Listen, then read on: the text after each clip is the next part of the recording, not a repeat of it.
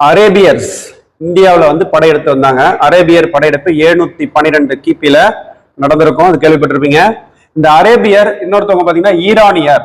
இந்த 2 பேரும் தான் இந்தியாவை வந்து ஹிந்த், எப்படி ஹிந்த் என்று அழைத்தாங்க. அதே போல இந்தியர்களை என்ன சொன்னாங்க, ஹிந்துக்கள் என்றும் குறிப்பிட்டு சொன்னவங்க அரேபியரும் ஈரானியரும். சரிங்களா, இவங்க தான். இப்போ இந்தியாவுல இஸ்லாமிய சமுதாயம் தோன்றிய பிறகு என்னவாயிடுச்சு அப்படின்னு கேட்டா, அந்த ஹிந்து அப்படின்னா என்ன தெரியுமா அர்த்தமா மாறி போச்சு. இஸ்லாமியர்கள் அல்லாத இந்தியர்கள் எல்லாருமே ஹிந்து என்று அடக்கமாயிட்டாங்க. அல்பரூனி இவர் வந்து பல்வேறு முகம் இருக்கு. அதுல பார்க்கும்போது கணிதம், தத்துவம், வானியல் இது சம்பந்தமாகவும் இருக்கு. வரலாற்று ஆசிரியரும் கூட அல்பரூனி நம்ம படிக்கிறோம். இந்த அல்பரூனி யார் கூட இந்தியாவுக்கு வந்தாரு அப்படின்னு கேட்டா, கஜினி இருக்காரு இல்லையா, கஜினி மாமூது, அந்த ரஜினி ஞாபகம் வச்சுக்கோங்க. இங்க கஜினி மாமூது அவர் கூட தான் அல்பரூனி. இங்க பாருங்க, நீ நீ அப்படி முடியுதா, அல்பரூனி கஜினி மாமூதுடன் இந்தியாவுக்கு வந்தாரு. இவரு ஒரு நூல் எழுதியிருக்கிறாரு. அந்த நூல் எழுதுறதுக்கு முன்னாடி என்ன பண்ணாருன்னா, இந்தியாவில சமஸ்கிருதம் தானே மெஜாரிட்டியா இருந்தது. அப்ப சமஸ்கிருதம் அவர் கற்றுக்கொண்டு பிறகுதான் அந்த கிதாப் உல் ஹிந்த் அப்படிங்கிற ஒரு நூலை வந்து அவரு இயற்றினார் சொல்றாங்க. அந்த கிதாப் உல் ஹிந்து, ஹிந்துன்னு வருது பாத்தீங்களா, இந்து, அதை தெரிஞ்சுக்கோங்க. இந்து மத நூல்களையும் அவர் வந்து தத்துவ நூல்களையும் கற்றார். யாரு, அல்பரூனி கற்றார். அது மட்டும் இல்ல, அல்பரூனி வந்து கிரேக்க நூலை கூட சமஸ்கிருதத்துல மொழிபெயர்த்திருக்கார். இவர் சமஸ்கிருதம் படிச்சதுனால்தான் சமஸ்கிருதத்துல மொழிபெயர்த்திருக்கிறார். யாருடைய கிரேக்க நூல், யூக்ளிடின், அவருடைய கிரேக்க நூலை சமஸ்கிருதத்துல மொழிபெயர்த்திருக்கிறார். இப்ப ஆரியப்பட்டருடைய முக்கியமான நூல் அது ஆரியப்பட்டியம். அது புவி தன் அச்சில் சுழல்வது, இரவு பகலை ஏற்படுத்துது, இந்த மாதிரி செய்தியை உள்ளடக்கியது என்ற விஷயத்த வெளிநாடுகளுக்கு வந்து தெரியப்படுத்துறது யாருன்னா இந்த அல்பரூனி தான். கஜுராஹோ கனவிலே சிற்பம் கண்டு மிதக்குதே, அந்த கஜுராஹோ மத்திய பிரதேசத்துல இருக்கு.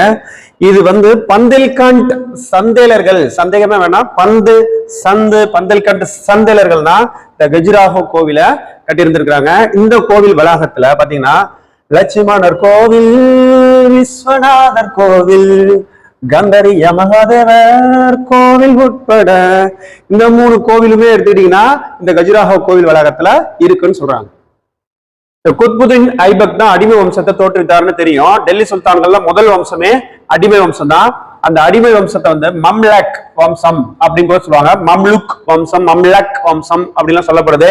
இந்த மம்லக் அப்படின்னா என்னங்கன்னா உடைமை அப்படின்னு ஒரு பொருள் சொல்றாங்க. இன்னொன்னு அரபு படி என்ன சொல்றாங்கன்னா அடிமை, ஓர் அடிமை என்று சொல்லப்படுது. இங்க பாருங்க, அரபு அடிமை. சரிங்களா, நாலந்தா பல்கலைக்கழகம், இது பீகார்ல இருக்கக்கூடிய நாலந்தா பௌத்த பல்கலைக்கழகம். இது மிக முக்கியமானது. இது எப்படி அழிந்தது அப்படின்னு கேட்டீங்கன்னா, பக்தியார் கில்ஜி, இந்த குத்புதீன் ஐபக் காலத்திலே அந்த பக்தியார் கில்ஜியால் அழிக்கப்பட்டது. இந்த இடத்துல பாத்தீங்கன்னா அந்த 100,000கணக்கான கையெழுத்து பிரதிகள், இந்த நூல்கள் அந்த பல்கலைக்கழகத்துல இருந்து துருக்கியர்கள் சூறையாடியதனால அழிஞ்சு போச்சுன்னு சொல்றாங்க. எப்படி துருக்கியர்கள் சூறையாடியதால் அழிஞ்சு போச்சுன்னு சொல்லப்படுது. சரி, இந்த சீன பயணி யுவான் சுவாங் நீங்க படிச்சிருப்பீங்க. அந்த சீன பயணி யுவான் சுவாங் என்ன பண்ணிருக்காரு, இவங்களுக்கு எல்லாம் முன்னாடி, பக்தியார் கில்ஜி இவங்களுக்கு எல்லாம் முன்னாடி அந்த ஹர்ஷர் பீரியட்ல வருவார் அந்த சீன பயணி யுவான் சுவாங்க. இவர் வந்து என்ன பண்ணிருக்காரு, அவருடைய குறிப்பு சியுகி எழுதுவார் இல்லையா, அதனுடைய குறிப்புல நாலந்தாவை குறித்து விரிவான குறிப்பு கொடுத்திருக்கிறாரு. அதுல நாலந்தா நூலகத்தில் இருந்த அந்த பாருங்க, சரிங்களா, அவ்வளவுதான். இந்த நாலந்தா நூலகத்தில் இருந்த அந்த இலக்கணம், இலக்கியம், தர்க்கம், வானியல், மருத்துவம் குறித்த 100,000கணக்கான கையெழுத்து பிரதிகளும் நூல்களும் துருக்கிய சூறையாடலால் அழிந்ததுன்னு சொல்றாங்க. ஃபெரோஸ் துக்ளக் கேள்விப்பட்டிருப்பீங்க. இந்த ஃபெரோஸ் ஃபேமஸான துக்ளக் வம்சத்துல பாருங்க, ஒரு உயரதிகாரியா இவர்கிட்ட ஒருத்தர் வந்து பணிபுரிந்தார், ஃபெரோஸ் துக்ளக் கிட்ட. அவரும் வந்து ஒரு புகழ்பெற்றவர் தான். பேர் என்னன்னு கேட்டா கான் இ ஜஹான். இது பாருங்க, ஷாஜஹான் இல்ல, ஜஹான் அப்படின்னு நம்ம சொல்லணும்.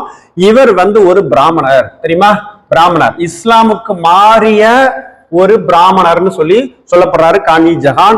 இவர் வந்து ஃபெரோஸ் துக்ளக் கிட்ட உயரதிகாரியா இருந்தவர். அதை நல்லா தெரிஞ்சுக்கோங்க. இவருக்கு வந்து ஆதி காலத்துல இவருடைய பேர் வந்து கண்ணு, எப்படி கண்ணு என்று அழைக்கப்படுறாரு.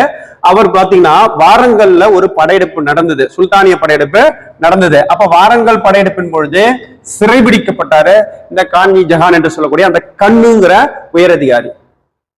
இந்த டெல்லி சுல்தானியர்களினுடைய ஆட்சி, அதுல ஒட்டுமொத்த வரலாறு நீங்க எடுத்துக்கோங்க, புரட்டி பார்த்தாலும் ஒரு சுல்தான் மட்டும் த கிரேட், அந்த ஒரே ஒரு சுல்தான் மட்டும் தாமே வந்து அந்த உரிமையை துறந்து விட்டு, ஆட்சி உரிமையை துறந்து விட்டு டெல்லிக்கு வெளியே போயிட்டார். டெல்லிக்கு வெளியே போய் ஒரு சிறிய ஒரு நகருக்கு போனாரு. அந்த சிறிய நகர்லயே கிட்டத்தட்ட முழுமையா 30 ஆண்டுகள், சாதாரணமா இல்ல 30 ஆண்டுகள் மனநிறைவோட ஒரு அமைதியா ஒரு வாழ்க்கையை வாழ்ந்தார்னா அப்படிப்பட்ட டெல்லி சுல்தான் யாரும் தெரியுமா நமக்கு? அவர் தான் சையது வம்சத்தை சேர்ந்த ஒரு ஆலம் ஷா. என்னது?